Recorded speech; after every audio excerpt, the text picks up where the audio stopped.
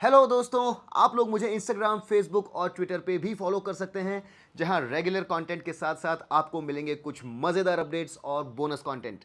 Links in description.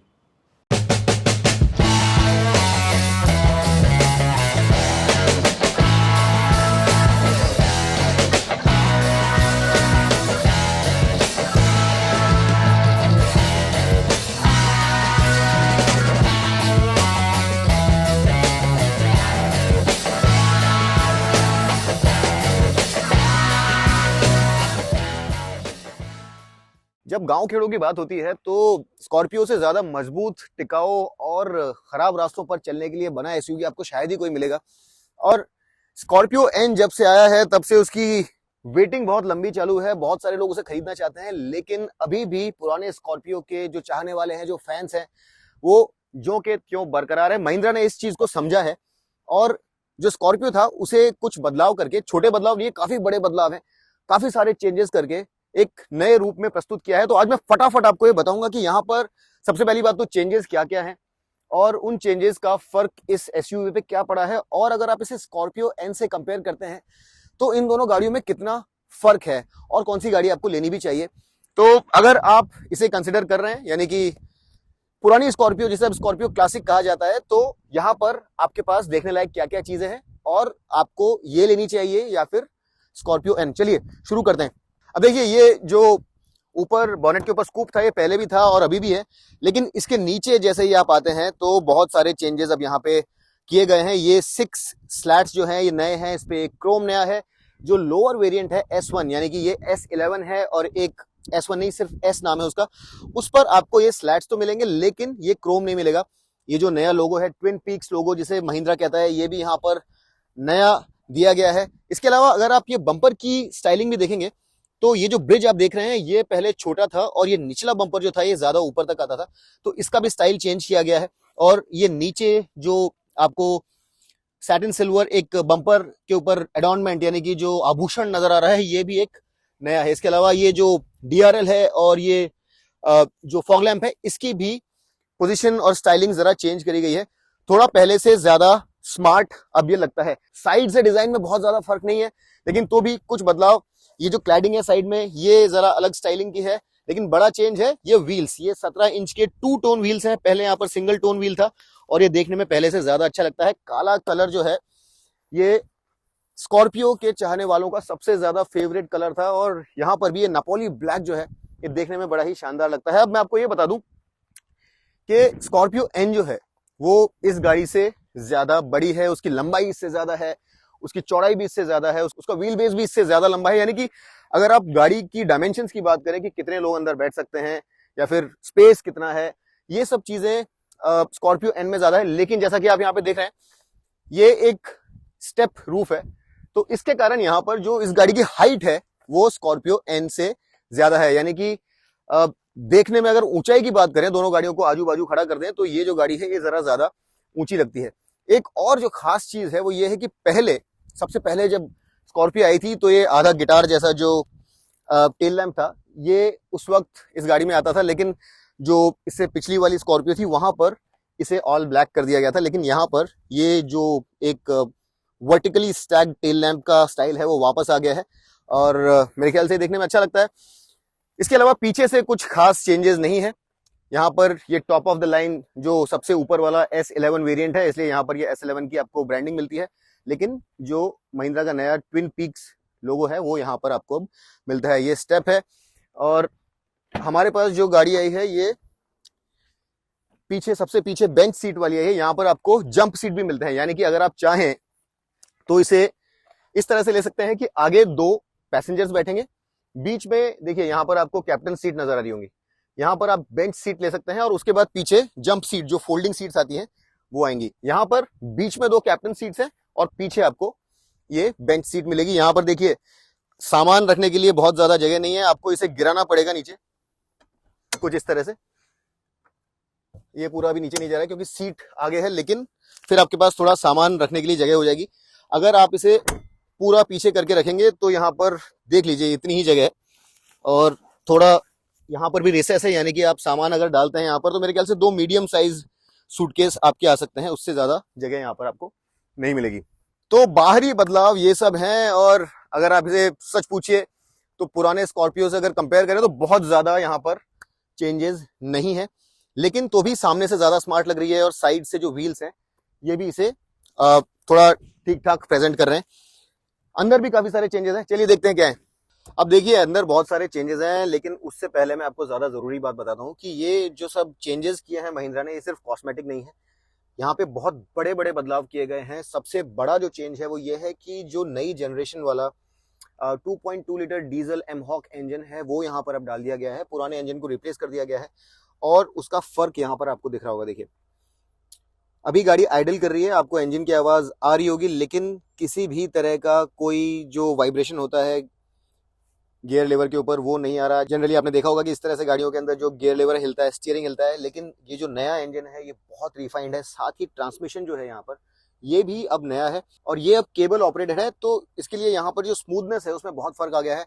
Engine बहुत ज्यादा refined है, केबिन के अंदर किसी तरह का कोई वाइब्रेशन नहीं है, ना आरवीएम के ऊपर, ना स्टीयरिंग के ऊपर, ना गियर लीवर के ऊपर। जो नया इंजन है यहाँ पर आपको जो Z2 के अंदर मिलता है स्कॉर्पियो एन के अंदर, वही वाला इंजन है। यहाँ पर 130 PS की पावर है और 300 न्यूटन मीटर्स का टॉर्क है। और यहाँ पर एक चीज मैं आपको बता दूं कि हालांकि इंजन नया है, लेकिन पावर पहले से जरा कम है। पहले आपको 140 PS के आसपास पावर मिलती थी, और टॉर्क भी 20 न्यूटन मीटर ज्यादा मिलती थी, यानी 10 PS के लगभग यहाँ पर पावर कम हुई है, और टॉर्क लगभग 20 न्यूटन मीटर कम हुई है। लेकिन जो नए चेंजेस हैं, नया इंजन है, सस्पेंशन में जो चेंजेस किए गए हैं, इन सब के साथ अब यहाँ पर 55 kg का वजन, 55 kg का वजन कम हो गया है, तो कुछ एडवांटेज भी मिला है। लेकिन नेट अगर आप बात करें तो पावर कम होने के कारण लगभग 1 सेकेंड से जरा ज्यादा ये गाड़ी ज्यादा लेती है 0 to 100 करने में। अगर आप इसका 0 to 100 टाइम देखेंगे तो लगभग 13.5 सेकेंड्स का है, पहले 12 सेकेंड से जरा ऊपर था। तो परफॉर्मेंस के अंदर थोड़ा सा फर्क आया है, लेकिन रिफाइनमेंट के अंदर जो स्मूथनेस है उसके अंदर जो इंप्रूवमेंट हुआ है, मेरे ख्याल से वो पूरी तरह से वर्थ इट है। तो ये बड़ा चेंज है। इसके अलावा एक और जो बड़ी चीज यहाँ पर की गई है वो सस्पेंशन पूरी तरह से रिट्यून किया गया है, ताकि ये गाड़ी ज्यादा आरामदायक रहे। और इसके साथ ही साथ एक जो टेक्नोलॉजी हमने देखी थी स्कॉर्पियो एन में जो इंट्रोड्यूस की गई थी सस्पेंशन के अंदर, जिसे कहते हैं MTVCL यानी multi tuned valve central land, जो कि डैम्पिंग से संबंधित है, वो भी यहाँ पर इंट्रोड्यूस किया गया है। हालांकि यहाँ पर जो फ्रीक्वेंसी सेलेक्टिव डैम्पिंग आपको स्कॉर्पियो एन में मिलती है वो यहाँ पर नहीं मिलती है। वहां पर वॉट्स लिंक भी मिलता है आपको बॉडी रोल कंट्रोल करने के लिए, वो भी यहाँ पर नहीं मिलता है। लेकिन सस्पेंशन यहाँ पर पहले से बेहतर है, और जो नई ट्यूनिंग करी है उससे बॉडी रोल काफी कंट्रोल होता है, तो ये ज्यादा बड़ी बात है। तो गाड़ी चलती कैसी है ये मैं आपको थोड़ी देर में बताता हूँ, लेकिन उससे पहले ये बात कर लेते हैं कि यहाँ चेंजेस और क्या क्या है। अब देखिए पहले यहाँ पर क्रूज कंट्रोल नहीं था, और अब यहाँ पर आपको क्रूज कंट्रोल के लिए भी अगर आप देखेंगे तो ये कंट्रोल्स मिल जाते हैं। ऑडियो और बाकी सोर्स वगैरह के लिए भी यहाँ पर आपको कंट्रोल मिलते हैं। इंस्ट्रूमेंट कंसोल पहले जैसा ही है, लेकिन बीच की ये 9 इंच की टच स्क्रीन जो है ये नई है। ये कैसे काम करती है, यहाँ पर क्या खूबियां हैं, खामियां हैं, ये मैं आपको बताता हूँ। ऑटोमेटिक AC है यहाँ पर। उसके अलावा जो डैशबोर्ड का प्लास्टिक वगैरह है ये पहले जैसा ही है, हार्ड प्लास्टिक है, यहाँ पर कोई सॉफ्ट टू टच मटेरियल्स नहीं है। और अगर आप मुझसे सच पूछें तो ये जो फिनिश वगैरह भी है यहाँ पर कोई बहुत ज्यादा उल्लेखनीय नहीं है, ठीक है, मतलब यहाँ पर ज्यादा बेहतर फिनिश हो सकती थी। तो जो पहले वाला स्कॉर्पियो था रगेड रफ एंड टफ, वैसा ही है यहाँ पर।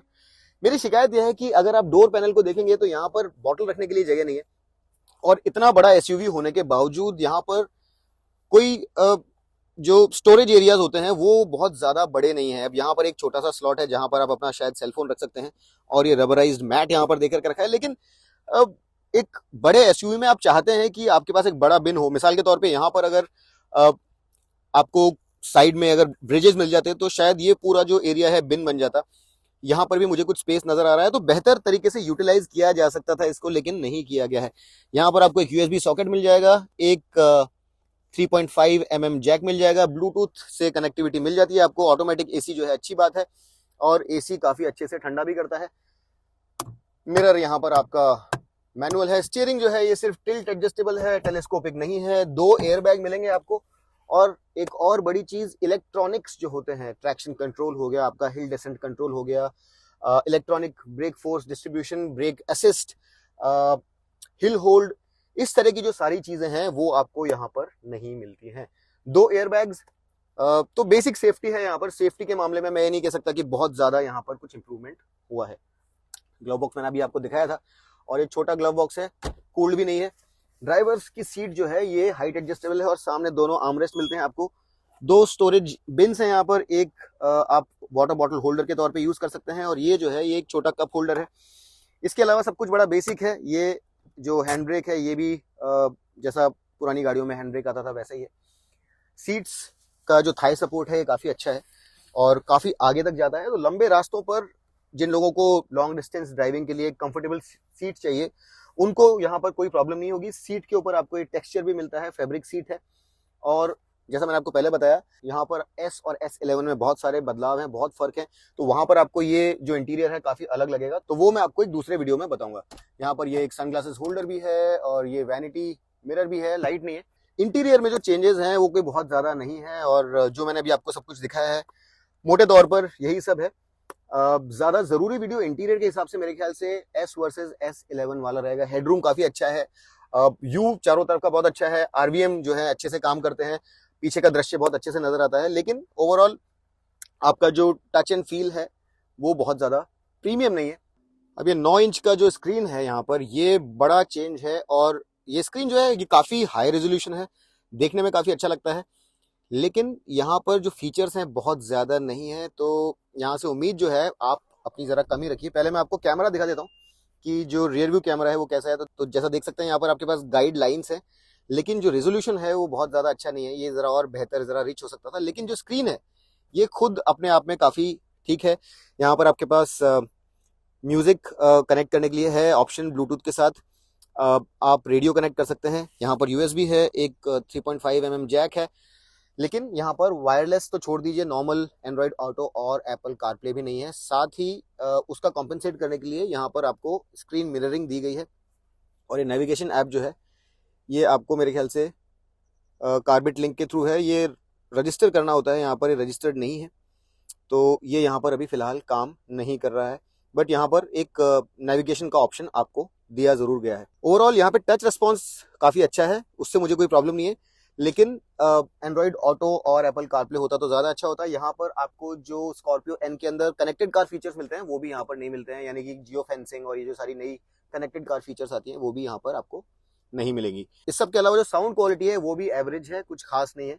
और जो नई गाड़ियों में ज्यादा अच्छे स्पीकर सिस्टम्स होते हैं वैसे यहाँ पर नहीं है, यहाँ पर बड़ा ही बेसिक स्पीकर सिस्टम है। और अगर आप बहुत अच्छा संगीत सुनना चाहते हैं तो आपको शायद ये सिस्टम चेंज करना पड़ेगा। एक 12 वोल्ट का पावर सॉकेट भी यहाँ पर आपको ये नजर आ जाएगा। चलिए अब जरा पीछे चल के देख लेते हैं कि पीछे स्पेस कितना है, और थर्ड रो में आप लंबे रास्ते के लिए बैठ सकते हैं नहीं। अब देखिए पीछे भी कहानी आगे वाली है, और ऐसा कुछ बहुत ज्यादा प्रीमियम मटेरियल्स नहीं है पहले जैसा ये सब कुछ। लेकिन एक जो खास बात है यहाँ पर, ये यहाँ पर बड़ी वाटर बॉटल के लिए एक होल्डर है, तो ये जो चीज है ये आगे से जरा बेहतर है।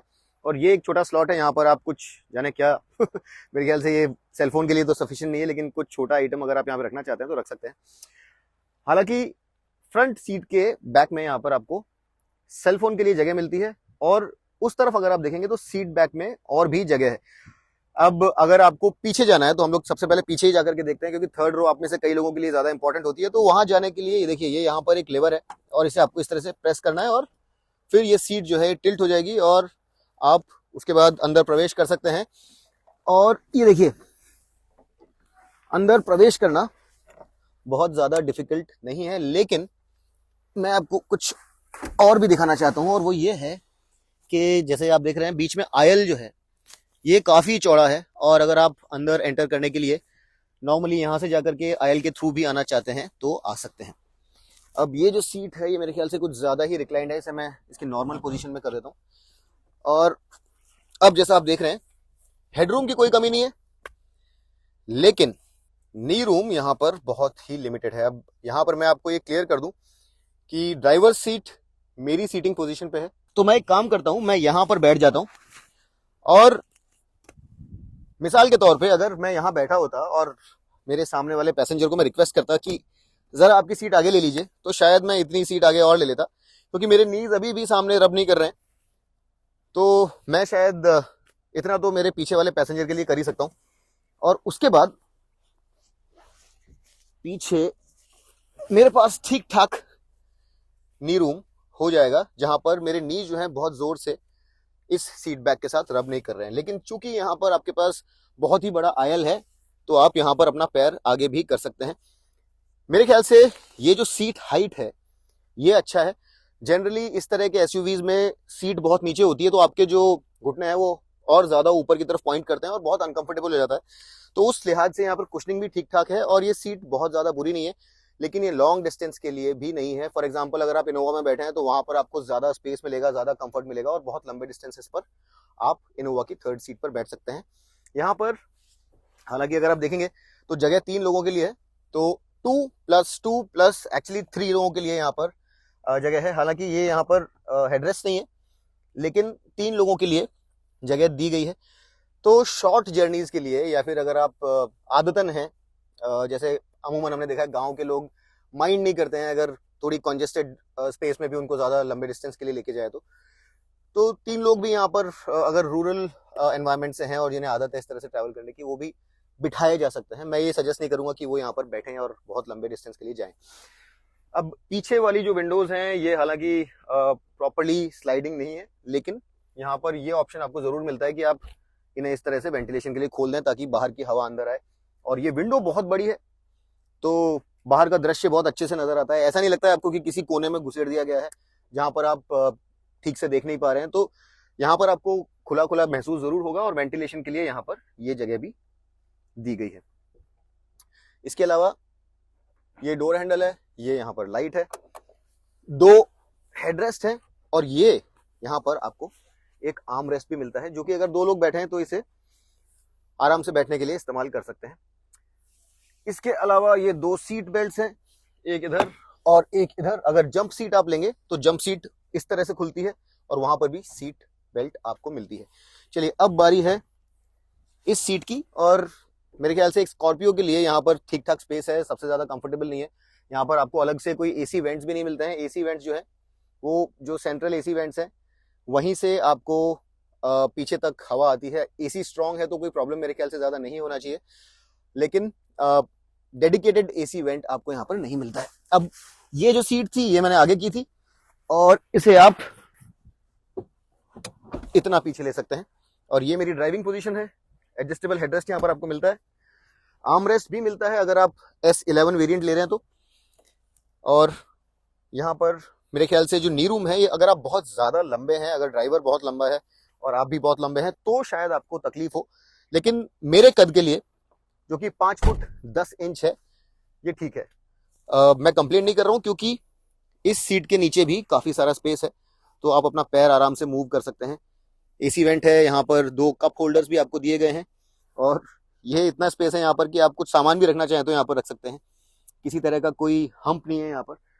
हेडरूम जैसा आप देख रहे हैं बहुत अच्छा है। एक और लाइट यहाँ पर आपको मिलती है और इंटीरियर कोई बहुत ज्यादा प्रीमियम नहीं है, लेकिन जैसा देख रहे हैं आप यहाँ पर थाई रूम अच्छा है। यहाँ पर जैसा आप देख रहे हैं थाई सपोर्ट बहुत अच्छा है।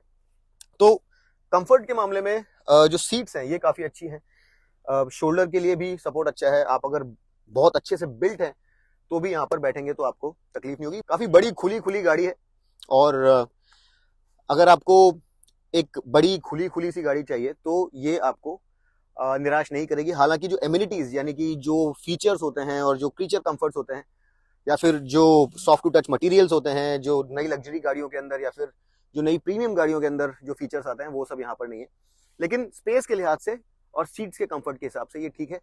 सस्पेंशन हालांकि पहले से काफी ज्यादा इंप्रूव्ड है। जो पहले स्कॉर्पियो थोड़ी वर्टिकल मूवमेंट होता था, आप उछलते थे, वो सब यहाँ पर काफी कम हो गया है, ज्यादा कंफर्टेबल हो गई है। लेकिन इसे अगर आप स्कॉर्पियो एन से कंपेयर करेंगे तो उसके मुकाबले ये फीकी पड़ जाती है। वहां पर सस्पेंशन कुछ अलग ही है। अब जैसा कि मैंने आपको बताया यहाँ पर सबसे बड़ी खासियत जो स्कॉर्पियो की है वो हमेशा से ही रही है इसकी रफ एंड टफ इमेज। और जैसा भी आप देख रहे हैं यहाँ पर हम लोग खराब रास्ते पर चला रहे हैं, तो खराब रास्तों पर जब आप ये गाड़ी चलाते हैं तो आपको ऐसा लगता है कि इस गाड़ी को कोई तोड़ नहीं सकता है, इस गाड़ी का कुछ बिगड़ नहीं सकता है, और ये इसकी सबसे बड़ी खासियत है। लेकिन अब उसके साथ साथ जो सस्पेंशन में चेंजेस किए गए हैं, उसके बाद जो पहले बड़ा बाउंसी सा इसका नेचर था, आपको अंदर पूरा टाइम ऐसा लगता था कि आपको कोई पकड़ के हिला रहा है, उस चीज़ में बहुत बदलाव आया है। और सस्पेंशन अब पहले के मुकाबले ज़्यादा सेटल्ड लगता है। ख़ास तौर पे अगर आप इसे ज़्यादा तेज़ स्पीड से चला रहे हैं, कॉर्नर्स पर लेकर के जा रहे हैं, तो ये गाड़ी अब पहले से ज़्यादा स्टेबल आपको महसूस होगी। जो बॉडी रोल है ये पहले से कम हो गया है। और इन सब चीज़ों के अलावा एक जो इंस्टेंटली आपको फ़र्क महसूस होता है वो ये है कि वाइब्रेशंस बिल्कुल ख़त्म हो गए हैं। नया जो एमहॉक इंजन है ये बहुत ज़्यादा रिफाइंड है। नया केबल ऑपरेटेड जो गियर बॉक्स है ये बहुत ज़्यादा अच्छा है पहले से। यहाँ पर किसी तरह का कोई वाइब्रेशन आपको महसूस नहीं होता है। हालांकि थोड़ा बहुत नॉचीनेस यहाँ पर अभी भी है, ऐसा नहीं है कि एकदम कंप्लीटली बटर स्मूथ हो गया है गियर बॉक्स। थोड़ा सा मामूली सा नॉचीनेस आपको अभी भी यहाँ पर महसूस होगा, लेकिन पहले के मुकाबले जो वाइब्रेशन है यहाँ पर ऑलमोस्ट ख़त्म हो गए हैं। अब अगर हम लोग बात करें स्टीयरिंग की, तो सस्पेंशन के साथ साथ स्टीयरिंग को भी रिट्यून किया गया है पहले से। अब ये ज़रा हल्का लगता है। लेकिन अगर आप इसे कंपेयर करें स्कॉर्पियो एन के साथ, तो जो फील है, जो सस्पेंशन की फील है, जो स्टीयरिंग की फील है, जो ओवरऑल कंपोज नेचर है, यानी कि गाड़ी जिस तरीके से महसूस होती है उसमें बहुत फ़र्क है। और हालांकि स्कॉर्पियो जो पुराना था उसके मुकाबले ये अब ज़्यादा बेहतर महसूस होता है, ज़्यादा रिफाइंड है, सस्पेंशन भी ज़्यादा कंफर्टेबल है। लेकिन जो नई जनरेशन स्कॉर्पियो है वो इससे कहीं ज़्यादा बेहतर है। और ये बात मैं बिल्कुल क्लियर कर देना चाहता हूँ कि जो स्टीयरिंग व्हील के पीछे से फील है आपका वो बहुत अलग है। पहिए इसके ज़रा ज़्यादा ऐसा लगता है कि भारी हैं। जब ख़राब रास्तों पर से ये गाड़ी जाती है तो आप महसूस कर सकते हैं कि ये जो गाड़ी है इसका स्टीयरिंग जो है वो अंदर ट्रांसलेट कर रहा है उन खड्डों को, ख़राब रास्तों को, तो आप महसूस कर सकते हैं उस स्टीयरिंग के ऊपर। इसके उलट अगर आप स्कॉर्पियो में चलते हैं तो वहाँ पर बिल्कुल कंप्लीटली आप आइसोलेट हो जाते हैं, कंप्लीटली इंसुलेट हो जाते हैं। तो वो चीज़ यहाँ पर अभी भी मिसिंग है। प्लस जिस तरीके से ये गाड़ी चल रही है अभी, ये अभी भी टॉप हैवी लगती है। ऐसा लगता है कि इसका वज़न है, अगर आप इसे कॉर्नर्स पर चला रहे हैं तो वहाँ पर ये बहुत ज़्यादा फ्रेंडली नहीं है। बम्प्स के ऊपर से जा रही है, अगर स्पीड ब्रेकर के ऊपर से जा रही है तो पीछे से अभी भी इसकी टेल जो है ज़रा उछलती है। ये सब चीज़ें आपको स्कॉर्पियो एन के अंदर देखने को नहीं मिलती हैं। बट ओवरऑल यहाँ पर रिफाइनमेंट, जो ट्रैक्टेबिलिटी है इंजन की, इस इंजन में इतना टॉर्क है, आप इसे 5th गियर में 35 किलोमीटर्स पर आवर की स्पीड से उठा सकते हैं। मतलब ऑलमोस्ट 800-900 आरपीएम, जो कि 1000 आरपीएम से भी नीचे है, वहां से ये गाड़ी मूव करना चालू कर देती है। मतलब नॉकिंग बिल्कुल खत्म हो जाती है। और इनफैक्ट अगर आप नॉकिंग माइंड ना करें, अगर आपको नॉकिंग की आवाज़ जो है उसके साथ में भी गाड़ी चलानी है, तो 500-600 आरपीएम से भी यहाँ पर पुल है, यानी कि एकदम bottom of the rev range से ये गाड़ी पुल करना स्टार्ट कर देती है। हालांकि ये रिकमेंडेड नहीं है, लेकिन मैं आपको सिर्फ बता रहा हूँ, काबिलियत बता रहा हूँ इस गाड़ी की कि ये बहुत ज़्यादा टॉर्की है और किसी तरह का कोई टर्बो लैग महसूस नहीं होता है आपको। 6th गियर में भी 40 किलोमीटर्स पर आवर की स्पीड से ये गाड़ी पुल कर लेती है। और एक बहुत ज़्यादा लाइट तो मैं नहीं कहूँगा, लेकिन मीडियम हैवी क्लच के साथ इसे सिटी में चलाना बहुत आरामदायक है। आपको सब कुछ बहुत आराम से नज़र आता है, विजिबिलिटी बहुत अच्छी मिलेगी यहाँ पर आपको। तो ये सारी चीज़ें इसे सिटी के लिए भी काफ़ी यूज़फुल बना देती हैं। हाईवे पर भी बहुत ही आराम से ये गाड़ी क्रूज़ करती है। और अगर आप बात करें इसके आरपीएम की, तो 6th गियर में तो ये गाड़ी 1700 आरपीएम पर 80 किलोमीटर्स पर आवर की स्पीड पर चलती है। 2200 आरपीएम पर 100 किलोमीटर्स पर आवर, यानी कि बिल्कुल एफर्टलेसली ये गाड़ी हाईवे पे क्रूज करती है। 6th गियर में 2200 आरपीएम, यानी कि बिल्कुल एफर्टलेस। 5th गियर में भी अगर आप इसे चलाएंगे तो 100 किलोमीटर्स पर आवर आपको 2500 आरपीएम पर दिख जाएगा, और 80 किलोमीटर पर आवर 2000 आरपीएम पर बिल्कुल एफर्टलेसली, एकदम मस्के के जैसे ये गाड़ी चलती है। हालांकि इसे आप अगर बहुत ज़्यादा तेज़ भगाना चाहते हैं तो उसके लिए स्कॉर्पियो एन ज़्यादा बेहतर है। उसकी हैंडलिंग ज़्यादा अच्छी है, ग्रिप ज़्यादा अच्छी है। इन सब के अलावा माइलेज की अगर हम लोग बात करें तो कंपनी द्वारा क्लेम्ड जो माइलेज है वो लगभग 15 kmpl है। और सिटी में भी आपको यहाँ पर 12, 12.5, 13 किलोमीटर तक का माइलेज मिल जाएगा। हाईवे पर आपको 16 तक का माइलेज भी मिल जाएगा अगर आप आराम से चलाएं तो एवरेज लगभग 14, सिटी और हाईवे दोनों मिला करके 14 के आसपास माइलेज आपको मिल जाएगा। तो माइलेज भी पहले से ज़रा इंप्रूव हुआ है। ओवरऑल ये गाड़ी पहले से ज़्यादा रिफाइंड है, पहले से ज़्यादा बेहतर चलती है, ज़्यादा कंफर्टेबल है। लेकिन अगर स्कॉर्पियो एन से आप कंपेयर करें तो वहाँ पर जो गेम है एक अलग लेवल पर चला गया है। तो दोस्तों ये है नई स्कॉर्पियो क्लासिक, और मेरे ख्याल से जो बदलाव यहाँ पे किए गए हैं इंजन और सस्पेंशन में वो काफ़ी बड़े हैं। और अगर आप इसे पुरानी गाड़ी से कंपेयर करें तो सिर्फ देखने में फ़र्क नहीं है, काफ़ी सारा फ़र्क है। कीमत 12 लाख एस की और 15.5 यानी 15.5 लाख रुपए S11 की। अब आपको इस सूरत में ये गाड़ी लेनी चाहिए या नहीं लेनी चाहिए, ये निर्णय आपका है। लेकिन स्कॉर्पियो एन जो है उसका Z6 मैनुअल वेरिएंट जो है डीजल का, वो लगभग इस गाड़ी के बराबर कीमत पे आता है, लगभग 50,000 रुपया कम उसकी एक्स शोरूम कीमत है यहाँ सर। ऑब्वियसली अगर आपको वो गाड़ी मिल रही है उस कीमत में, तो मैं ये सजेस्ट करूंगा कि आप स्कॉर्पियो एन के साथ जाएं, वो ज्यादा श्रेष्ठ गाड़ी है, चलाने में बहुत अलग है। लेकिन अगर आपको गाड़ी जल्दी चाहिए तो ये गाड़ी भी आप ले सकते हैं। फीचर्स में बहुत सारे चेंजेस हैं, और Z6 और इस गाड़ी में क्या क्या डिफरेंसेस हैं उसके लिए एक अलग से मैंने वीडियो बनाया, तो आप वो भी देख सकते हैं। स्कॉर्पियो क्लासिक और स्कॉर्पियो एन Z6 में क्या क्या डिफरेंसेस हैं। बहरहाल ये जो गाड़ी है ये अभी तक जब बिक रही थी तो काफी अच्छी लग रही थी, काफी सॉलिड लग रही थी, और इन चेंजेस के साथ और भी ज्यादा अच्छी लगती। लेकिन प्रॉब्लम यहाँ पर सिर्फ यह है कि स्कॉर्पियो एन ने गेम इतना आगे बढ़ा दिया है कि अब इस गाड़ी की जो कमियां हैं वो काफी ज्यादा खुल करके सामने आ रही हैं। तो अभी भी काफी रगेड है, गाँव के लिए, खराब रास्तों के लिए, मजबूती के लिए ये गाड़ी अभी भी वैसी ही है जैसे पहले थी, और भी ज्यादा बेहतर है। लेकिन अगर आपको चूज करना हो मेरे ख्याल से, और आपके पास ऑप्शन है, तो आप Z6 के साथ जा सकते हैं। कलर्स की बात करें तो यहाँ पर आपके पास 5 कलर्स हैं, red rage, Napoli black, desat silver, pearl white और एक नया गैलेक्सी ग्रे। एक और जरूरी बात, यहाँ पर आपको वारंटी मिलती है 2 साल की, स्कॉर्पियो एन में वारंटी मिलती है आपको 3 साल की, तो ये चीज भी आप याद रखिए। उम्मीद करता हूँ ये वीडियो आपको अच्छा लगा। अगर आपको अच्छा लगा तो अपने उन दोस्तों के साथ शेयर कीजिए जिन्हें इस तरह के क्वालिटी वीडियोस पसंद आते हैं। और अगली बार तक के लिए मैं आपका दोस्त अमित छंगानी आपसे विदा लेता हूं। फिर मिलूंगा आपसे एक और नई वीडियो के साथ। सब्सक्राइब करना, लाइक करना और शेयर करना ना भूलें।